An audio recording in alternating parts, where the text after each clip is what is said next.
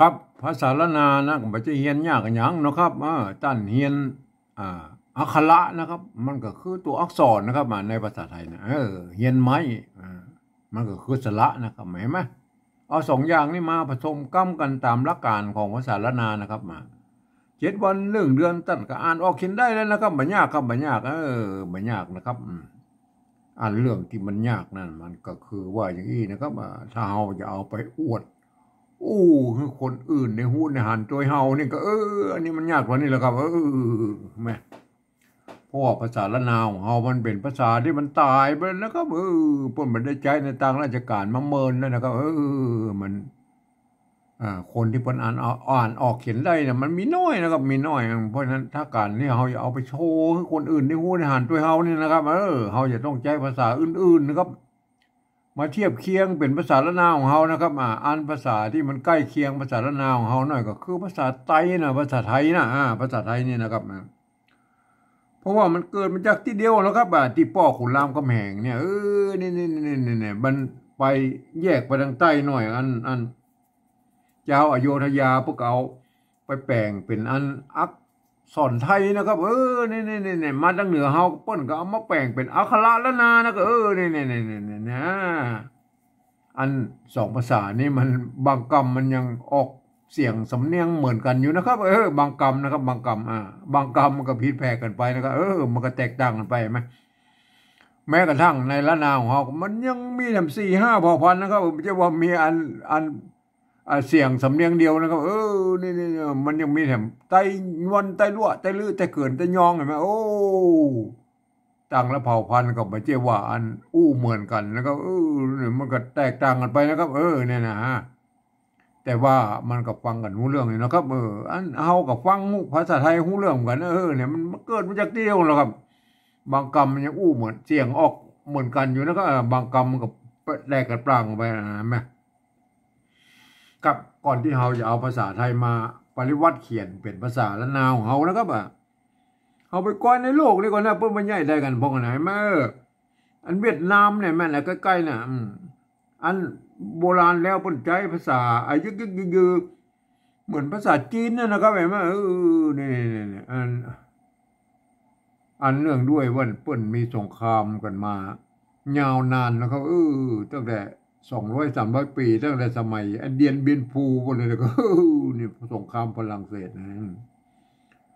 มาจนถึงสงครามเวียดนามเนี่ยอันอเมริกันเนี่ยมั้ยแยกเวียดนามเหนือเวียดนามใต้เนี่ยเพิ่นบ่สามารถที่จะอันถ่ายทอดมาอันภาษายึกยือๆนะมาสู่รุ่นลูกรุ่นหลานรุ่นเลนเพิ่นแล้วนะครับเด่นน่ะมันรุ่นลูกรุ่นหลานรุ่นเลนเพิ่นบ่เดียวเพิ่นอ่านบ่ได้เขียนได้แล้วน่ะภาษายึกยือนั่นน่ะเพิ่นก็เลยไปหันแล้วอันอักษรอาราบิกน่ะมาเขียนเป็นภาษาของเพิ่นนะครับเนี่ยนะเพิ่นใส่จุดใส่หมวกใส่ขีดใส่หมวกสเปนนะครับเพื่อไม่ได้ตามเสียงของอันภาษาอันเวียดนามเพิ่นนะครับนี่เพิ่นฮ้องว่าการปริวัติภาษาอย่างเงี้ยนะครับก็คือการยืมเอาภาษาอื่นๆมาเขียนนะครับเห็นมั้ยแล้วก็เอาใส่เครื่องหมายไปนะครับ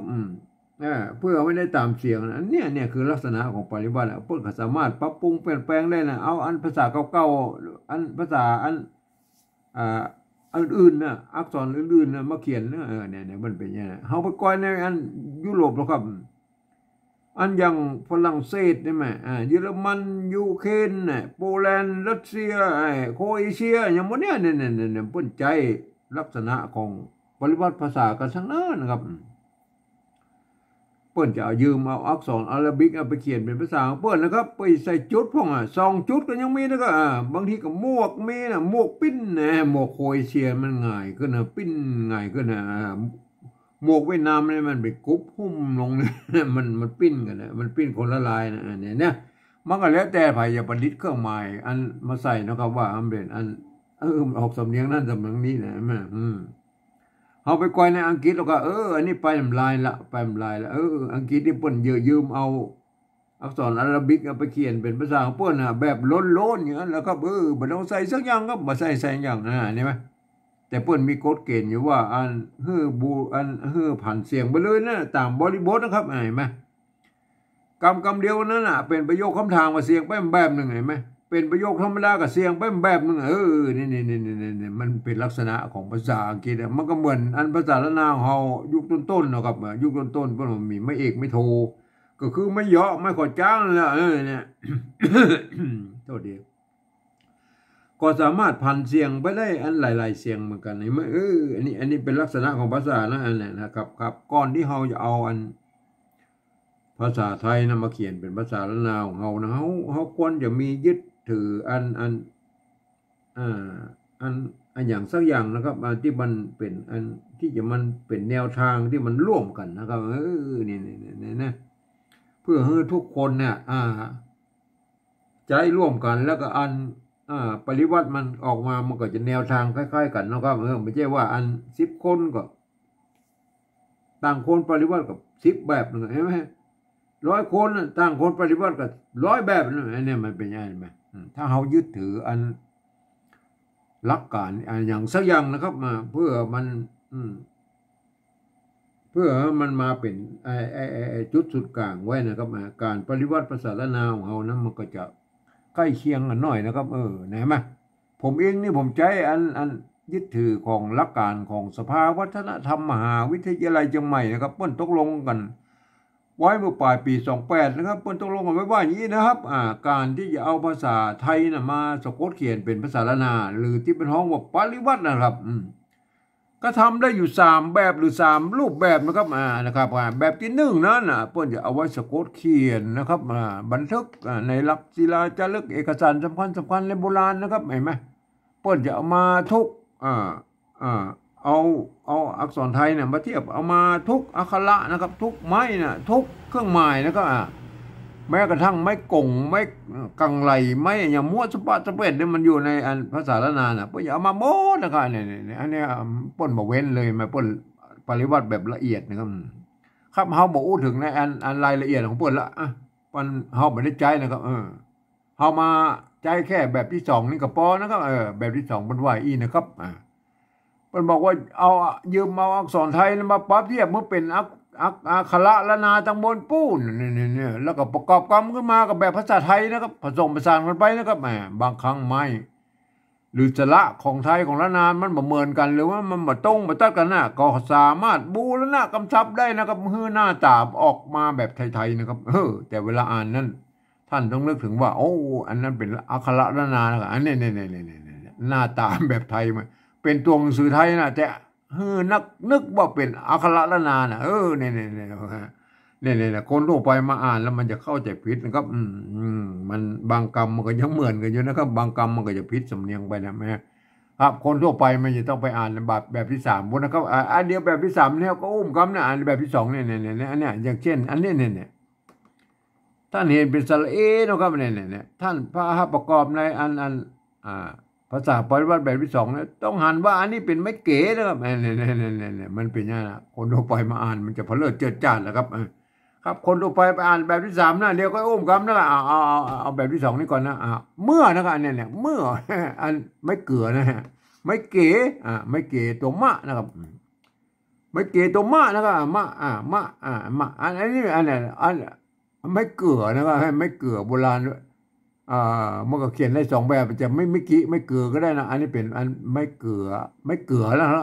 เอาไปก่อนไม่เกลือโบราณก่อนนะครับไม่เกลือโบราณนี่ไม่เกลือโบราณนี่มันเนี่ยเปิ้นมีไม่เก๋อยู่ตรงหน้าเนี่ยแล้วก็ไม่กี้ก็ไม่อันก็ย้อนต้อนนะเปิ้นเอาตัวเอียนะครับเปิ้นมีตัวเอียอะไรมาเปิ้นมีตัวเอียเปิ้นอ่านว่าอันนี้ตัวกะละหงเปิ้นอ่านเป็นตัวคอนะครับตัวคะนะครับเห็นมั้ยอันว่าเครือนะเอาเครือเห็นไหมเอาเครือไม่ใช่เอาเครือนะมันออกไปทางยองนะเอาเครือนะออกทางยองเนี่ย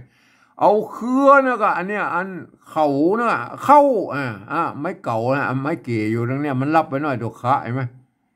อันเสมือนว่ามีไม้ขอจ้างแล้วเข้านะเข้าหมวกนะเข้าหมวกเครือเข้าหมวกนะครับมันเป็นอย่างนี้นะอันนี้ไม่เกลือโบราณนะท่านพอเขาดีนะก็ไม่เกลือเปิ้นมีอันไม่เก๋แล้วไม่กี้ทั้งบนแล้วก็ไม้อันย้อนตัวเอียแล้วก็เปิ้นมีตัวเอียแล้วก็เห็นมั้ยบ่เดียวมาก็เอามาเติมเนี่ยเอามาเติมอันย้อนนิ่มตวงนะรุ่นอันละนายุคปลายๆนั่นเพิ่นก็มัน มันมันเปิ้นแยกก็เป็นไม่เกลือก็ไม่เกลือนะครับอันถ้าบ่มีอันนี้ก็เป็นไม่เกลือนะครับอันนี้เป็นไม่เกลืออันนี้ก็ให้มันครบถ้วนเนี่ยนะครับมาก็โอเคนะครับบางที่บ่ใจไม่เกลือก็ยังได้นะครับมันก็โอเคนะครับอันนี้เฮาฮู้แล้วฮู้เป็นไม่เกลือแล้วนะครับไม่เกลือแล้วถ้าเป็นแบบที่1นะเปิ้นเยอะเอางี้นะครับนี่แบบที่1นี่เมื่อเนี่ยเมื่อมันอ่านว่าเมื่อนะครับอันนี้เขาแบบที่2นะเขาก็บูแล้วนะคำซ้ำแล้วก็หื้อหน้าตาแบบไทยๆนะครับเขาก็เอาสระเอือไทยใส่นะครับสระเอือไทยเปิ้นนี่เนี่ยสระเอือไทยเปิ้นนี่อย่างนี้นะครับสระเอือเปิ้นใส่ไม่อีกมันก็เมื่อแล้วนะครับเนี่ยได้แล้วนะครับได้แล้วอันนี้บูแล้วนะคำซ้ำนะเมื่อนะครับเนื้อเมื่ออันนี้เราตัวต่อไปนะฝนนะอันนี้ฝนนะตัวฟ้านะอันตกฟ้านี่มันสมัยนั้นเพิ่นก็สร้างไว้เรียบร้อยนะเพิ่นสร้างหมดแล้วครับเพิ่นสร้างมาหมดก็ตัวแล้วนะครับอันที่มันเทียบกับภาษาไทยน่ะเพิ่นจะอันเอาไปก่อนแล้วนะครับมาอันเอาไปก่อนกันนะครับเนี่ยเนี่ย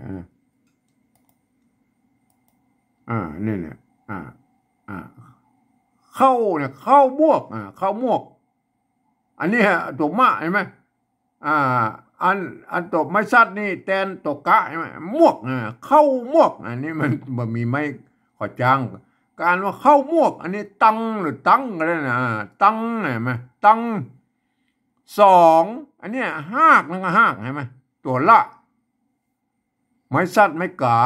ตัวไม่กักมันแทนตัวกะหากอันนี้หากไม้นะไม้ไม่ชัดนี่มันแทนไม่ขอจ้างไม้อันนี้ไม่แก่นะตัวปะใช่ไหม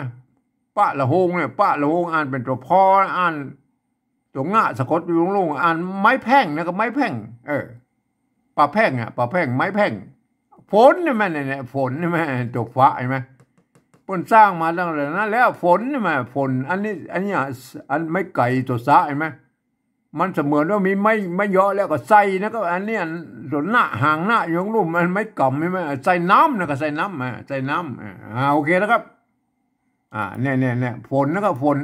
ตัวฟ้านี่เพิ่นสร้างมาแล้วนะครับตั้งแต่นู้นฝนก็เหมือนอันโบราณแล้วก็ไปใส่ไม่กงนะครับไม่โกงเลยตัวหน้าปนอ่านว่าฝนน่ะไม่คือไม่โกมาบทโลโลปนสร้างมาแล้วโบราณแล้วก็ไม่โกโลรูปนะครับนี่เดี๋ยวมันไม่ใช่ว่าเฮาไปสร้างกันมาใหม่ๆนะครับโบราณยุคต้นด้วยนะครับยุคต้นก็มีแล้วนะครับฝนตัวหน้านะครับแม่ถ้าเป็นแบบที่1เนี่ยเพิ่นจะเอาไม่โกงนี่มาโดยนะครับเฮา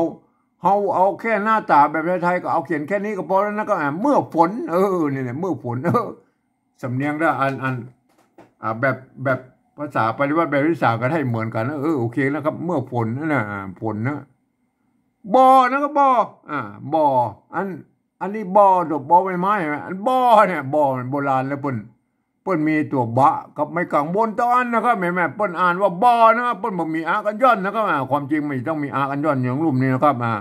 แล้วจะนี้มีไม่เยอะนะครับมันถึงจะอ่านบ่อนะครับพอดีมันถ้าเขียนแบบมันจะไปตรงไปตัดกับมันเหมือนบ่อน้ำบ่อหินนี่อย่างพวกนั้นพวกก็เลยเอาคำนี้เป็นตัวพิเศษเอาไปก้อยแล้วนะครับเอาไปก้อยอันโบราณแล้วใครมาเนี่ยคำว่าเนี่ยบ่อเนี่ยบ่อโบราณเนี่ยมั้ยเนี่ยบ่อเนี่ยอันตัวบะใช่มั้ยบะไม่กังบนตอนไหนมั้ยพวกก็เขียนเนี่ยเพิ่นอ่านว่าบ่อนะบ่อได้นะตัวไม่ไก่นะไม่ไก่ตัวดะใช่มั้ยไม้ซัดนี่เหมือนกับเป็นมันไม้ขอจ้างแล้วก็เท่าไม่ได้ได้อันเด่นตัวลิ้นเนี่ยตัวละใช่ไหมมันเสมือนว่ามีไม้ซัดแล้วมันสมัยนั้นมันมีไม่เยอะไม่ขอจ้างนะใช่ไหมก็ลิ้นใกล้ลิ้นปองอะไรอย่างก็ว่าไปนะบ่อได้นะบ่อได้ลิ้นนะบ่อได้ลิ้นใกล้ลิ้นปองนะมันก็ว่าไปนะอันนี้คือบ่อนะครับอันกำบ่อนะครับอันนี้บ่อหัวบ่อแล้วนะครับเนี่ยโบราณนะถ้าเป็นอันแบบที่1ไปเอาไม้กังมนมาใส่นะครับอันนี้เขาก็บูรณะคำศัพท์มันเป็นไทยๆหน่อยนะครับบูรณะก็เอาไม่เอกนะมาใส่กับบ่อนะครับเนี่ยบ่อหัวเป็นบ่อแล้วนะครับบ่อเนี่ยอันนี้ตัวตกนะครับตัวตะนะครับอันตัวกะนะครับเห็นไหมกะสะกดเห็นไหมเขาก็บอกเหมือนกับฝนนี่แหละเขาบอกไม่กงมาด้วยละเห็นไหมเขาบอกไม่กงมาแล้วอันนี้มามแล้วอันนี้มันตัว อันรุ่นหลังๆเพื่อเขียนแค่ก้อนะครับก้อแล้วก็บอนะครับเห็นไหมแต่รุ่นอันละนารุ่นอันยุคปลายๆแล้วอันโบราณยุคปลายๆแล้วเพื่อเอามาซ้อมกันอย่างว่ามันจะล้นมันทัดแล้วก็เปิ้นก็เลยเขียนว่าอันเนี้ยมันมีก้อกับบอนะครับก้อกับบอนั่นเนี่ยมันแยกกันนะเขาไปดูคำว่าก้อกันนะครับมันเหมือนกันนะครับมันเปิ้นเขียนเหมือนกันมันก็เลยเปิ้นก็เลยเอามาเอามาเป็นอันเดียวกันเหี้ยนะครับเนี่ยมาเอาไปดูก้อโบราณนะครับมาก้อคำว่าก้อโบราณเปิ้นก็มีเขียนตัวอย่างก้อนะครับไหมตัวกะนะครับไม่กังมนตัวอย่างนะครับเนี่ยอันเนี้ยอันไม่ไก่ไหมอันเนี้ยไม่ไก่ตัววะเสมือนว่ามีไม้ก่อจ้างแล้วไว้นะครับไว้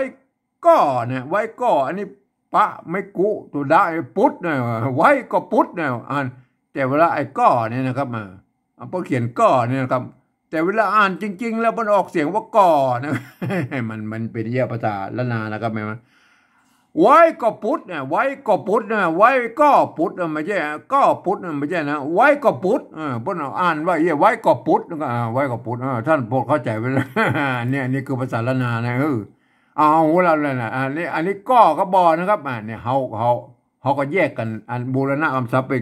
มันเป็นก็บอนะตัวกะยืมตัวคอควายไม่เป็นนะไม่ย่ออันนี้เนี่ยมันจะต้องเหมือนกับบอเนี่ยมันอันก็นะถ้าเป็นอันแบบที่หนึ่งบอกอย่าเอามะกางโมนมาใส่นะครับอันก็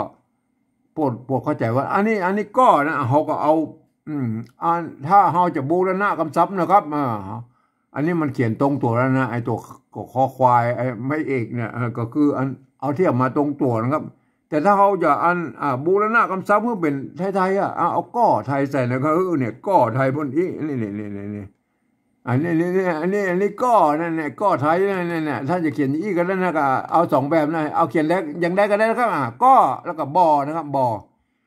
ก็ไปแยกก็ไม่หน่อยก็คือบอก็คือตัวหน้านี่แหละไอ้บอเนี่ยมันซ้อนกันมาได้นะก็เนี่ยได้นะเห็นไหม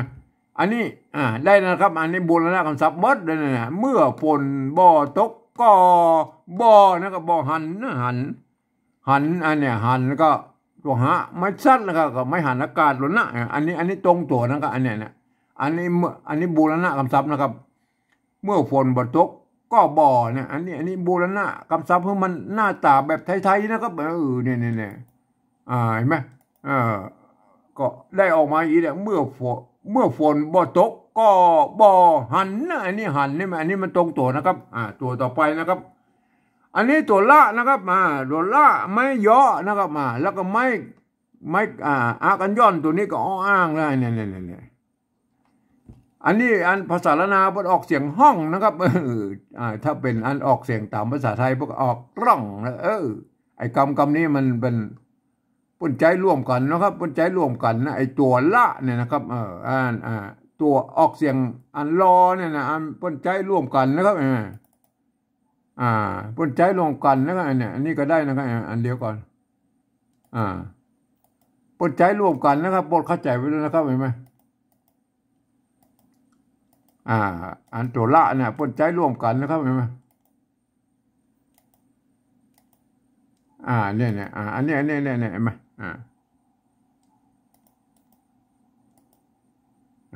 อันเนี่ยเข้าเนี่ยตัวคะไม่เก๋มันอยู่ห่างหน่อยอันสมัยนั้นมันมาเขียนใบลานแล้วก็มันก็ยังว่ามันก็เว้นไอ้จี้ไอ้ได้มัดนิดหน่อยนะก็เข้านะก็เข้าบวกนะเข้าบวกตังนะก็ตังสองใช่ไหมไม้สองอันนี้เนี่ยตัวละนะก็ไม่ก่าใช่ไหมเพิ่นมีไม้ซัดอยู่ข้างบนไม้ซัดก็คือเป็นไม้กักนะครับมันก็แตนตกกะอยู่ทั้งรุ่มเนี่ยเปิ้นอ่านว่าหากนะครับในภาษาละนาน่ะถ้าเป็นภาษาไทยเปิ้นออกเสียงว่ารากนะครับเนี่ย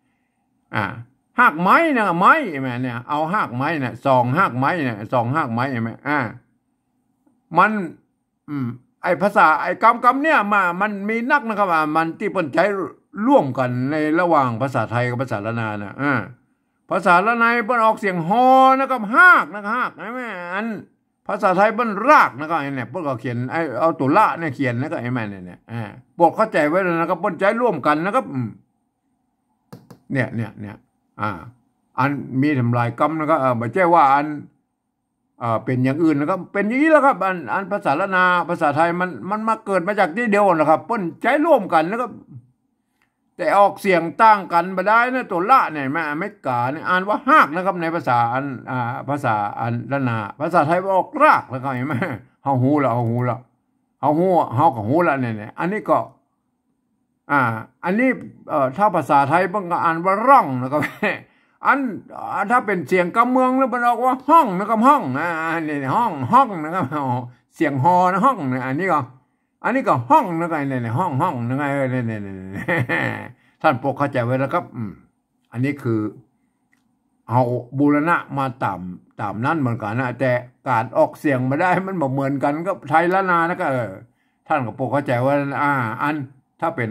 ละนี่ถ้าเป็นในภาษาบาลีพวกก็ออกเสียงรอนะครับภาษาไทยออกเสียงรอนะครับอันนี้แหละถ้าเขียนเป็นอีนะครับอันนี้ต่อไปนะครับอันนี้รอนะครับรอเห็นไหมอันนี้ตัวละนะครับตัวละเอาเขียนตัวละก่อนเอาไม่ก่ออันนี้ไม่ก่อนะไม่ก่อแล้วจะไม่เยาะกันเปิ้นออกเสียงเองก็รอนะรอถ้าเป็นแบบที่หนึ่งไปอย่าเอาไม่กังมนนี่มาตัวนะครับเฮาเอาแบบที่สองเฮาก็เอาแค่นี้นะครับมาตัวอากันย่อนแล้วก็อากันย่อนนะรอเห็นไหมได้แล้วนะรอนะครับรอนี่มูลนะคำศัพท์นะครับรอเนี่ยอันนี้เพราะว่าเฮาเบาไม่กังบนมานะครับเอาละเอากับบูรณะคำศัพท์มันนะครับเห็นไหมตัวต่อไปนะตัวทะไม่ขอจ้างไม่ขอจ้างไม่ทูนะไม่อันนี้มันมีปัญหาละสระไม่กาใช่ไหมถ้าแต่มันมีปัญหาอยู่ตรงว่าอันภาษาไทยปุ่นอันเสียงโทพิเศษเนี่ยถ้าปุ่นเขียนมาได้นะครับเห็นไหมปุ่นเขียนได้แค่ท่านะครับเสียงโทปกติเดี๋ยวเขาก็ถึงภาษาปฏิบัติแบบที่3เขาก็ผ่านให้รวมกันนะโอเคนะต่อไปบ่อนะบ่อเขาอูดตะกี้แล้วบ่อเขากับบูรณะคำศัพท์ก็เป็นหน้าตาแบบไทยๆบ่อนะก็บ่มึนนะบ่มึนเห็นไหมบ่อมึนบ่ออันนี้มึนนะครับบ่อนี่เขาบูรณะคำศัพท์นะมึนเนอะอันนี้ไม่กือโบราณมันมีอันเนี้ยเปิ้นเอามากี่เขียนแล้วเปิ้นเอาไม้200ตะวัดไว้ตรงกลางนี่นะก็เห็นว่าเนี่ยเป็นไม้กือโบราณนะมึนเห็นไหมส่วนหน้าสะกดอย่างลุ่มเขาไปก้อยอันไม่กือโบราณก่อนนะครับนี่แหละมันจะอัน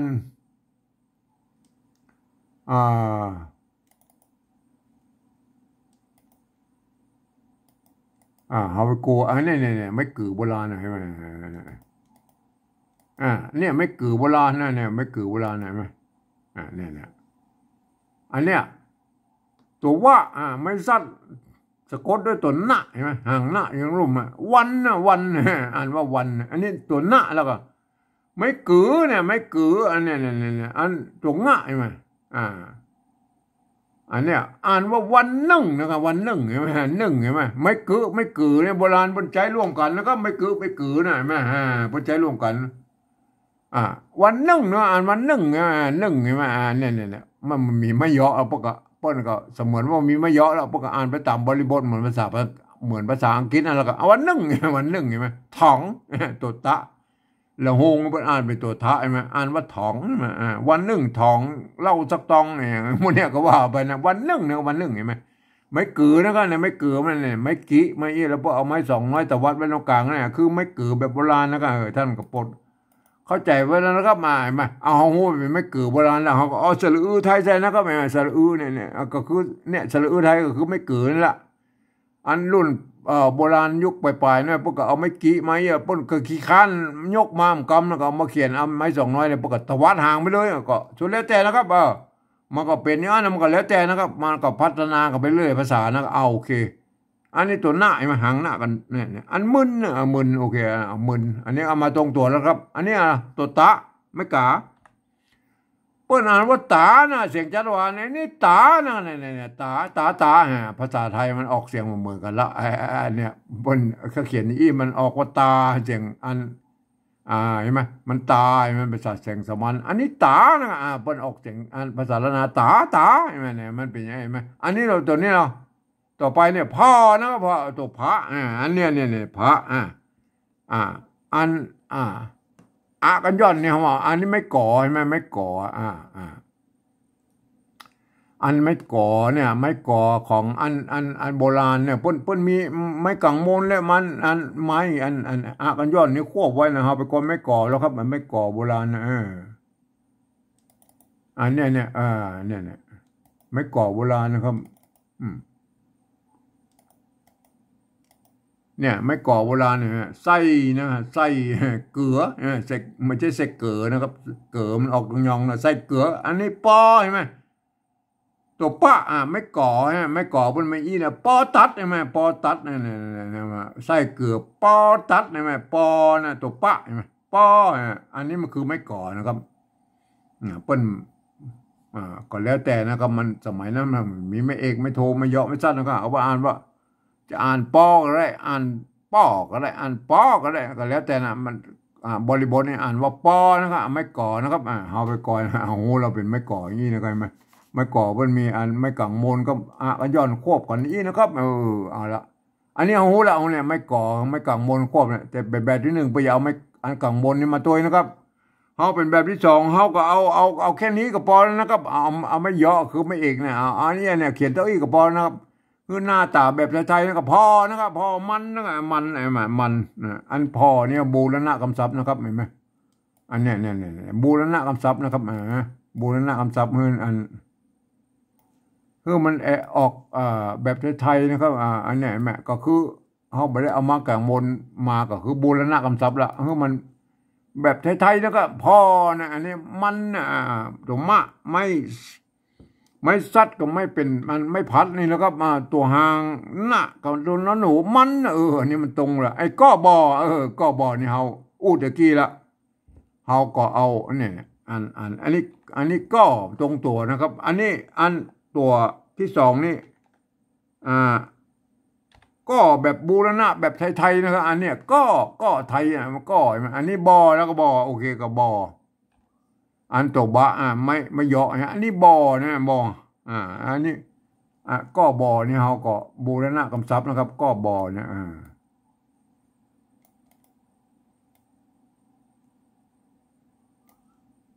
ก็บอนี่เขาบูรณะคำศัพท์นะครับโอเคนะครับ อันนี้หันแล้วก็หันเห็นไหมไม่ซัดก็ไม่พัดก็ตัวหางหน้ากับน้องหนูไงเนี่ยได้แล้วเห็นไหมอันนี้คือภาษาปริวัติแบบที่สองนะครับเนี่ยเอาภาษาไทยมาอักษรไทยมาปั๊บเทียบว่าเป็นอักขระนานาตะโบนปูนนี่แล้วก็ประกอบกันคือมากับแบบภาษาไทยนะครับเห็นไหมผสมผสานกันไปนะบางครั้งอันไม้หรือสระของไทยของนานามันบ่เหมือนกันนะฮะก็สามารถบูรณะคำศัพท์ได้คือหน้าตามออกแบบไทยๆนะก็เนี่ยก็เนี่ยออกมาแบบไทยแล้วเห็นไหมแต่เวลาอ่านนั้นท่านต้องอ่านว่าอันนี้เป็นตัวมะนะครับอันนี้ตัวฟ้านะอันนี้ตัวบะนะตัวตะไม่ใช่ตัวกะเนี่ยมันเป็นอย่างนี้ตัวละนะอันนี้เนี่ยท่านต้องอ่านแบบภาษาละนานะครับไม่ใช่ว่าคนทั่วไปมาอ่านได้นะครับมันจะผิดเพี้ยนสำเนียงเป็นบางคำนะบางคำมันก็จะเหมือนกันอยู่นะครับกับบางคำมันผิดเพี้ยนไปนะครับเห็นไหมเขาก็เปิ้นอ่านคนที่เปิ้นเรียนรู้ภาษาละนามาเพื่อก็อ่านไปแบบภาษาละนาเพื่อก็อ่านว่าอีนะครับเมื่อฝนบ่ตกก็บ่หันห้องหล่อถ้าบ่มื่นตาพ่อมันก็บ่หันเปิ้นอ่านว่าอีนะครับนี่อันนี้คือภาษาปริวัติแบบที่สองนะครับนี่อันนี้เขามาอู้ถึงภาษาคนทั่วไปนี่ต้องอ่านแบบที่สามหมดนะครับคนทั่วไปอันแบบที่สามนี่อันตามหลักการของภาษาอันของสภาวัฒนธรรมมหาวิทยาลัยเชียงใหม่นะครับเปิ้นตกลงกันไว้เมื่อปลายปี28นะครับเปิ้นตกลงกันไว้ว่าอย่างนี้นะครับเปิ้นบอกว่าหลักการเปิ้นบอกว่าฟังเอาเสียงภาษาละนาตำบลปูนนี่หรือเปิ้นเปล่งเสียงออกมาอย่างใดนะก็อันเปล่งเสียงก็คือเสียงกับนั่นแหละเปิ้นมาอย่างใดนะเนี่ยก็เอาภาษาไทยเขียนไปจะนานนะครับเนี่ยแต่พวกก็ลืมกึดอยู่นะครับว่าภาษาไทยมันเป็นอันระบบ5เสียงนะครับอันภาษาละนามันเป็นระบบ6เสียงนะครับเนี่ยการที่จะเอาภาษาไทยระบบ5เสียงนะมาเขียนภาษาละนาระบบ6เสียงนะมันจะไม่ได้เป็นบางเสียงนะครับมันเป็นอย่างนั้นเห็นไหมโดยเฉพาะอันเสียงโทพิเศษโทเมืองเลยนะครับมาเขียนมาได้นะมาเขียนมาได้ เพราะว่าเมื่อเปิ้นบอกมีเสียงนี้ในภาษาไทยนะครับนี่มันก็เลยเปิ้นมาสร้างวรรณยุกต์ฮื้อเนอะเพราะฉะนั้นท่านเอาภาษาไทยมาปริวัติเขียนเป็นภาษาละนาท่านก็พลิกแพลงกันเอาเองนะครับก็แล้วแต่นะท่านจะใจอย่างใดก็แล้วแต่นะครับผมเองเนี่ยผมจะใจจุดประดับไว้นะครับที่เสียงที่บนเขียนมาได้นะก็คือเสียงโทพิเศษโทเมืองนะผมจุดประดับไว้นะครับเห็นไหมนอกจากนั้นเสียงอื่นๆก็เขียนไปตามนั้นตามที่ภาษาไทยเขียนได้นะครับพวกก็เขียนได้เกือบตัวเหมือนกันนะยกเว้นเสียงจัตวาแถมบางตัวเห็นนะนะเขากับโบราณเขากับปริวัติแถมคำนะครับเห็นไหมก็แล้วแต่เอาว่าไปเป็นตัวเลยนะครับเอาหลักการมันบอกว่าฟังถึงกรรมที่มันมีปัญหาเขาจะแก้ปัญหาแถมกรรมนึงก็เอาเนี่ยเอาเป็นตัวก่อนเมื่อนะครับภาษาละนาเป็นออกเสียงเมื่อแล้วนะครับเห็นไหมอันแบบที่สองนี่พวกกับเมื่อนะครับทีนี้เขาบอกพอทั้งบนเวลาเอาเมื่อไทยใส่นะครับเอาเมื่อไทยใส่นะครับเขาบอกพอทั้งบนแล้วเอาสะกดแบบภาษาไทยเลยนะครับเห็นไหมเมื่อนะพอดีมันเหมือนกันก็แล้วไปนะครับเมื่อมีไหมเสียงโทปกตินะเมื่อมันเต้ากันใช่ไหมภาษาละนาภาษาไทยมันบางตัวมันก็ยังเหมือนกันอยู่นะครับเพราะว่ามันเกิดมาจากที่เดียวแล้วก็ป้อกุลางมันแห่กันเนี่ย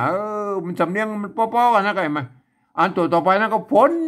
ภาษาละนาเอาฝนนะนี่เราแบบภาษาไปเป็นสองประการว่าฝนนะก็เอาพอทั้งบนแล้วเอาฝนไทยใส่นะครับเอาภาษาไทยภาษาไทยนะครับอันนี้ภาษาไทยแล้วนะครับป้นสะกดเขียนได้ตัวเองประกอบฝนเมื่อฝนมันเต้าอันไม่แล้วก็แล้วไปนะครับตัวต่อไปนะตัวที่สามบ่อนะครับบ่อนะภาษาละนาบ่อนะแบบที่สองนี่เราประกอบบ่อนะเอาบ่อไทยใส่นะครับเอาบ่อใส่เนี่ยมันเหมือนกันไม่แล้วก็แล้วแต่แล้วเมื่อฝนบ่ออันนี้ละเนี่ยตกนะตัวต่อไปนะตกนะครับออกเสียงจัตวานะครับตกนะครับนี่เราแบบที่สองนั่นก็ตกนะครับเอาภาษาไทยเขียนแล้วครับอันนี้มันตกเนี่ยภาษาไทยมันออกเสียงอีกง่ายได้นะเมื่อมันออกเสียงเองก็ตกนะครับตกมันเป็นตกได้แล้วก็ใส่ไม้จัตวาเข้าไปแล้วครับตกนะครับตกเห็นไหมตกถึงแม้ว่ามันจะผิดหลักการของภาษาแล้วนะอย่างภาษาไทยอย่างน้อยก็ก็บอกฮู้แล้วนะครับก็เขาก็ยกเว้นกฎเกณฑ์อย่างนั้นไปนะใส่ตกแล้วก็อันเนี้ยเป็นตกมันสระเสียงสั้นนะครับมันตกมันตกก็เขาก็บ่สนใจแล้วเขาก็เอาแนวทางเวียดนามนั่นแล้วก็ไปใส่จุดใส่เครื่องหมายใส่หมวกใส่ขีดใส่มั่วตะบะตะเบ็ดแล้วก็แล้วแต่เขาไม่ได้ตามเสียงเพิ่นเขาก็เหมือนกันเขาก็ยืมเอานี่แหละเอกโทตีจัตวาเพิ่นมาใส่นะเขาไม่ได้ตามเสียงแล้วก็เขายืมมายืมมาเขาไม่ใช่กฎเกณฑ์นะกฎเกณฑ์เขายกเว้นไปนะครับกฎเกณฑ์บางอย่างของภาษาไทยตกนะครับอันนี้ตกนะมันได้แล้วมั้ยออกเสียงจัตวาก็ใส่ไม้จัตวาตกนะเห็นไหมตัวต่อไปมันเนี่ยอันนี้ก็บ่อนะครับก็บ่อก็บ่อบ่อเนี่ยหูละก็เนี่ยก็เห็นไหมก็เขาฟังภาษาไทยแล้วก็เห็นไหมออกเสียงก็แล้วมันก็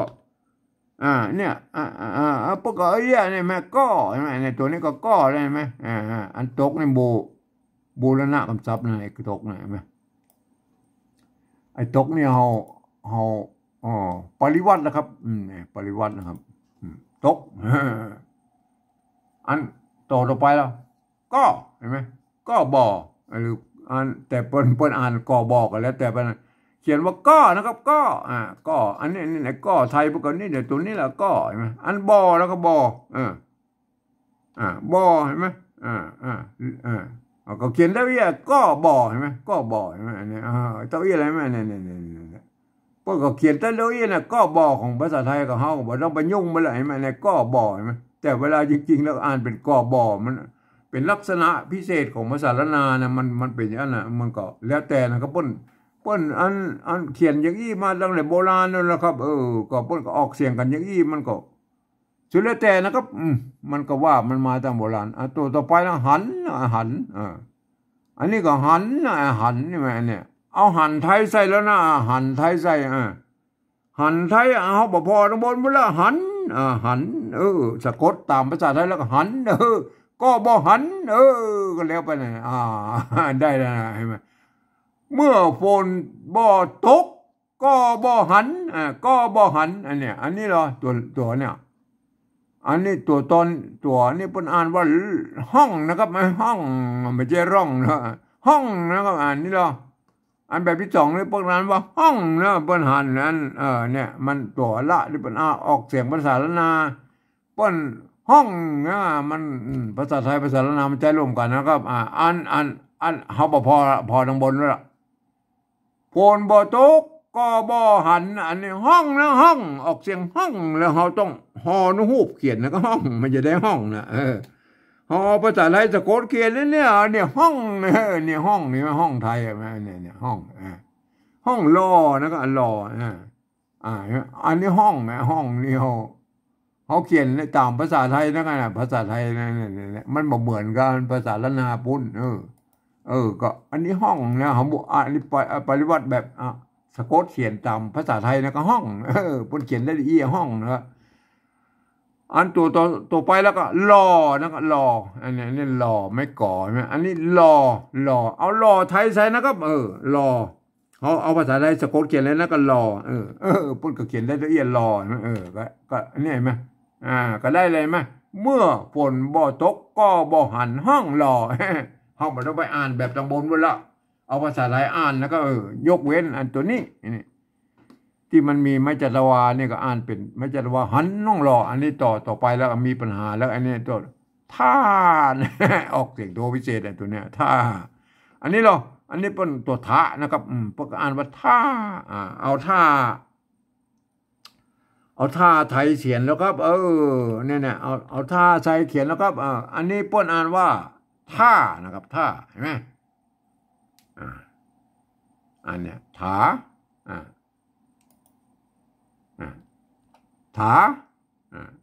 ใส่ไม่อีก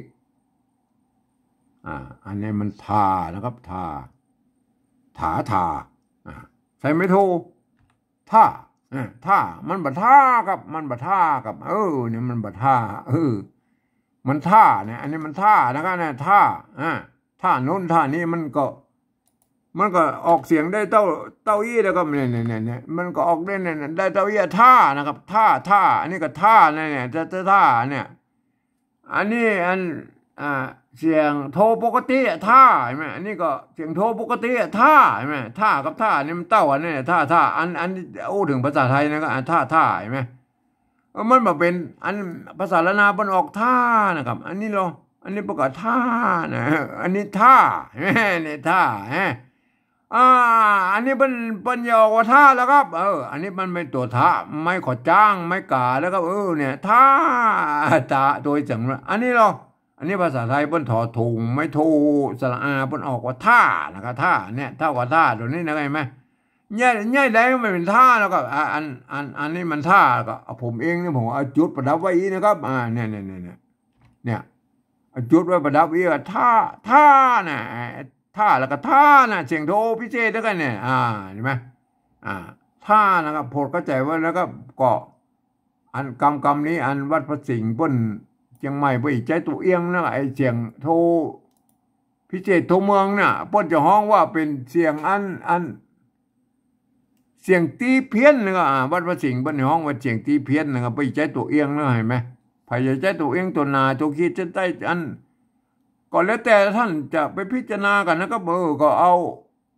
ไปตามแนวทางของอันเวียดนามนั่นแหละก็เปิ้นจะเขียนอย่างไรก็สุดแล้วแต่ท่านนะครับเห็นไหมก็มันถ้าเราปฏิวัติไอ้ตัวที่เปิ้นเขียนมาได้ตัวเดียวนะไอ้ตัวอื่นมันก็บ่ต้องไปยุ่งยากแล้วนะครับเราก็เขียนไปตามนั้นนะครับอันตัวต่อไปนะครับบ่นะครับบ่ก็อูดตะกี้แล้วบ่นะครับบ่อันบ่ไทยนะครับอันบ่นะครับบ่นะครับบ่เขาเอาเนี่ยบ่เขาก็บ่ไทยใส่แล้วก็บ่บ่ไทยมันเหมือนกันแล้วไปอันบ่เนี่ยมันเหมือนแล้วอันท่าอันนี้ท่าใส่จุดนะครับเห็นไหม คำที่มีจุดเนี่ยอ่านออกเสียงโทพิเศษและโทเมืองนะถ้าอันนี้เหรอตัวต่อไปภาษาละนาเป็นมึนเนี่ยมึนเสียงสามัญใช่ไหมอันแบบที่สองนี่ก็มึนเอามึนไทยใส่แล้วก็มึนมึนภาษาไทยมึนเขียนได้เท่ากันนะมึนบอกมึนเท่ากันนะบอกมึนนี่นะครับเห็นไหมบอกมึนตานะครับอ่านตัวต่อไปนะตาเนี่ยตาเนี่ยตัวตาไม่กะตาอันนี้เหรอแบบที่สองนี่ก็ตัวตาไม่กะอ่านว่าตานะครับเฮาเอาตาใส่ไทยใส่เขียนแล้วก็อันนี้ตาเห็นไหมนี่เปิ้นเอาออกเสียงสมานนะเนี่ยเขียนเต้าเย่ไหมอันนี้มันตัวตาไม่กะตาเห็นไหมอันนี้ตัวต่อเต่าสระอาเปิ้นอ่านว่าตานะเห็นไหมอันต่อเต่านั่นมันอันเป็นอักษรกลางในภาษาไทยนะครับเนี่ยกจดตบปอนะครับเห็นไหมมันผันได้กูเสียงนะอันนี้เป็นสระเสียงยาวกับผันได้กูเสียงไอ้ตาเนี่ยเสียงอันสามัญเห็นไหมใส่ไม่เอกไว้แล้วครับใส่ไม่เอกไว้แล้วครับใส่ไม่เอกไปใส่ไม่เอกไว้ตาเห็นไหมนี่ตาเห็นไหมตาอันใส่ไม่โทตาอันนี้ตาเห็นไหมอันนี้ตาตานะครับตานะครับอันนี้ตานะครับตานะครับก็เท่ากับตัวนี้เหมือนกันไอ้ตาเนี่ยอันนี้ตาเสียงโทเนี่ยตาเห็นไหมตาเห็นไหมเต้าอันนี้อันใส่จุดลงไปตาเนี่ยตาเสียงโทพิเศษอะไรเห็นไหมตามแนวทางว่าตาถ้าห้องหมดต้องไปอันขี้ตูเปิบเอามาเป็นเอาตามาเป็นตาอย่างนี้มันก็ห้องหมดต้องขี้ตูนะเอาไปตามนั้นเลยเปิ้นสะกดอย่างไรก็เนี่ยตาเห็นไหมตาเสียงโทพิเศษเลยตาเสียงตีไหมตาเสียงตีก็ใส่ไม่ตีไว้ตาเห็นไหมอันนี้ตาเห็นไหมออกเสียงตาเสียงอันไม่จรวาเนี่ยใส่ไม่จรวาบนตาเห็นไหมตาเห็นไหมได้เลยได้นะอันตาใช่ไหมเนี่ยเสียงจรวาตานี่อันนี้พันไปตามอันภาษาไทยเลยนะครับเห็นไหมตามภาษาไทยเลยนะครับเห็นไหมอันนี้ผ่านตามภาษาไทยนะครับตัวต่อไปแล้วครับอันนี้ได้แล้วนะตาเห็นไหมอันนี้พ่อนะครับพ่ออันนี้พ่อนะครับแม่เนี่ยไม่อันพ่อภาษาละนาเป็นพ่อนะครับเอาพ่อไทยใส่นะครับพ่อเอาพ่อนะครับพ่อแบบไทยใช่นะครับพ่อเอาภาษาไทยเลยเปิดเขียนได้พ่อเนี่ยก็บอกว่ายุ่งไปนะครับอันที่เปิดเขียนได้ก็บอกว่ายุ่งนะครับบอกว่ายุ่งไปนะครับ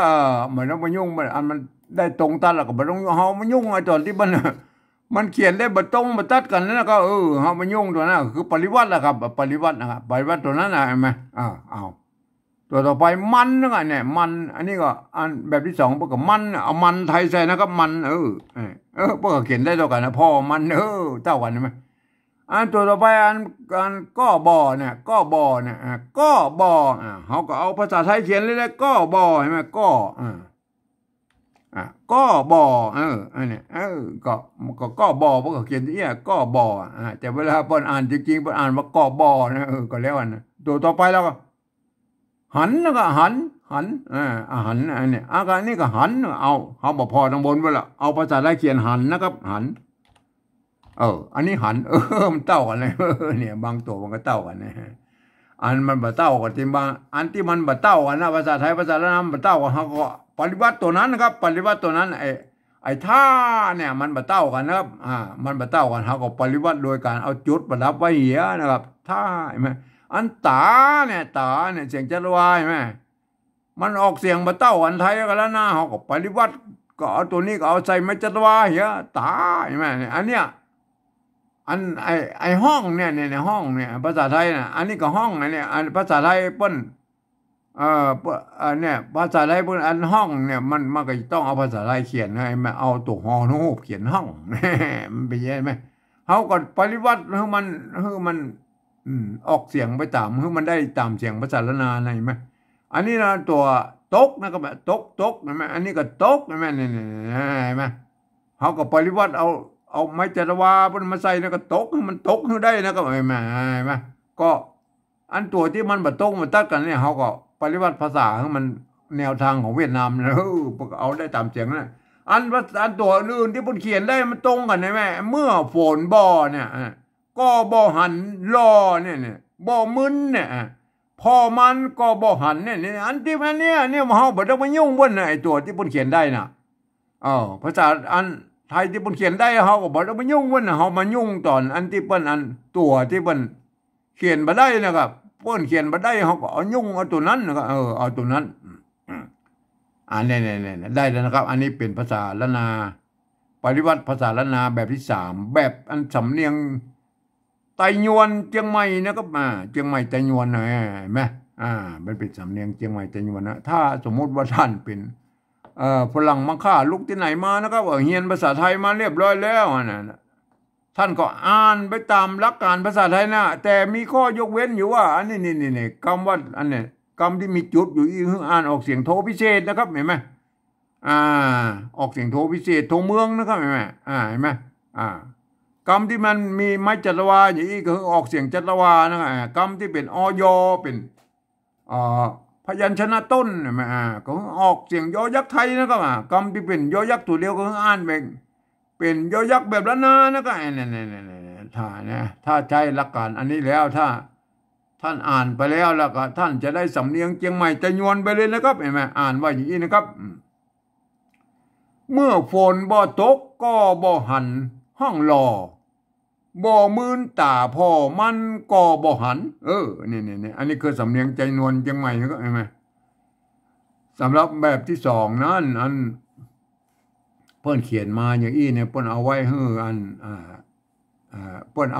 าเขียนประกบอันภาษาละนาปุ้นข้างบนปุ้นเฉยๆนะครับปุ้นบ่ใจให้คนอื่นทั่วไปเข้ามาอ่านแล้วมันจะผิดเพี้ยนสำเนียงนะครับเห็นไหมปุ้นมีจุดประสงค์ว่าเพื่อภาษาละนาทางบนปุ้นสูญหายไปนะครับเพื่อเอาภาษาปริวัติแบบที่2เนี่ยปริวัติแบกกลับไปเป็นภาษาละนาได้นะครับเนี่ยจุดประสงค์ปุ้นตัวเดียวนะครับเห็นไหมคนที่มาอ่านภาษาปริวัติแบบที่2ได้นี่จะต้องเป็นภาษาคนที่เรียนรู้ภาษาละนามาแล้วนะครับเปิ้นจะอ่านไปตามหลักการของภาษาละนาเปิ้นอย่าหันว่าเป็นตัวมะตัวฟะตัวบะตัวตะตัวกะใช่ไหมตัวละใช่ไหมตัวหะใช่ไหมเนี่ยเปิ้นอย่าหันไปอ่านเห็นไหมพวกไอ้อ่านไปตามอี้นะครับอ่านแบบภาษาละนานะก็อ่านว่าเมื่อฝนบ่ตกก็บ่หันห้องรอถ้าบ่มื่นตาพ่อมันก็บ่หันอันนี้ก็เพิ่นอ่านตามหลักการของภาษาละนานะครับสำหรับภาษาละนานั้นตำบลปูนส่วนใหญ่แล้วพวกก็เขียนกันอย่างนี้นะครับเนี่ยส่วนใหญ่นะครับแต่ก็ยังว่านะละนาของเฮามันมีตั้ง 4-5 เผ่าพันธุ์หลักๆนะครับไตยวนไตลั่วไตลื้อไตเขินไตยองนะเปิ้นก็ยังว่าโบราณตั้งแต่โบราณมาแล้วพวกก็นิยมเขียนกันจังอันแต่ตามละเผ่าพันธุ์ของเพิ่นพวกก็ถ่ายทอดบัดเดี๋ยวนี้มาสู่ลูกสู่หลานรุ่นเหลนเบิ่นนะก็บัดเดี๋ยวนี้มันก็ยังว่ามันก็ถ่ายทอดกันมานะก็บันเฮาไปพ้อบางครั้งมันเขียนบ่เหมือนกันเป็นบางตัวนะก็ก็เฮาก็บ่ต้องไปบ้าเปิ้นนะอย่างเช่นตัวนี้ไอ้แม่เนี่ยไม่เกลือเนี่ยไปใจไม่กี้ก็ได้แหละไม่กี้หรือไม่เกลือก็ได้ไม่เกลือแบบอันเนี่ยไม่กี้แล้วก็ตะวัดห่างก็ได้ไม่เกลือเห็นมั้ยหรือไม่กือแบบนี้ก็ได้เนี่ยไม่กี้แล้วก็เอาไม้200ตะวัดอยู่ตรงกลางไม่กือเหมือนกันก็อ่านว่าเมื่อเหมือนกันอ่านว่าเมื่อจะจี้ไม่กี้ไม่กือก็อ่านว่าเมื่อเหมือนกันไหมอ่านคำว่าบ่อเนี่ยอันบางที่ปกติใส่ไม่เยาะนะครับก่อนชุดแล้วแต่นะก็ผ่านอย่างอันเนี้ยก็บ่อนี่บางทีพวกก็เขียนแยกก็ได้นะก็แล้วแต่นะครับเห็นไหมเห็นไหมอันตัวอื่นแล้วอันเนี้ยไม่กือใช่ไหมไม่มึนเนี่ยบางครั้งไม่กือเนี่ยไปใจอันไม่กี้มาแล้วก็ตะวัดห่างเป็นไม่กือแบบอันก็ส่วนแล้วแต่มันก็มี2แบบไม่กือใช่ไหมไม่กือแบบอันก็แบบไม่แบบอันนี้เป็นไม่กือโบราณยุคต้นๆใช่ไหมอายุปลายเพื่อเอาไม่กี้มาแล้วก็ตะวัดห่างไปเลยมันต้องมาเขียนมันต้องยกมันต้องยกไอ้ปากกาอะไรมามึนเขียนไปเลยมึนก็อ่านก็ได้ไม่กือแบบนี้นะเนี่ยมันเป็นอย่างเห็นไหมอันนอกจากนั้นก็มันก็เหมือนกันนะครับเห็นไหมแต่เปิ้นก็อ่านกันได้นะครับเปิ้นก็อ่านกันไว้อีนะครับเมื่อฝนบ่ตกก็บ่หันห้องรอถ้าบ่มื่นตาพอ มันก็บ่หันอันนี้คือสำเนียงไต้หวันเชียงใหม่นะครับเนี่ยวันนี้มันเป็นการปริวัติภาษาอันสำเนียงของไต้หวันเชียงใหม่นะครับท่านเป็นเผ่าพันธุ์อื่นๆนะครับท่านก็ไปคิดค้นกันเอาเองนะครับมันสำเนียงมันบ่เหมือนกันนะครับท่านก็ไปคิดค้นกันเอาเองนะครับผมก็บอกจ้างไปตัวพอท่านแล้วนะครับก็สุดแล้วแต่ท่านนะถ้าจะเขียนอย่างไรแต่อันถ้าเป็นภาษาละนาไต้หวันเชียงใหม่มันก็ควรจะเขียนกันอย่างนี้นะครับครับวันนี้ผมก็ขอบรรยายเพียงแค่นี้นะครับ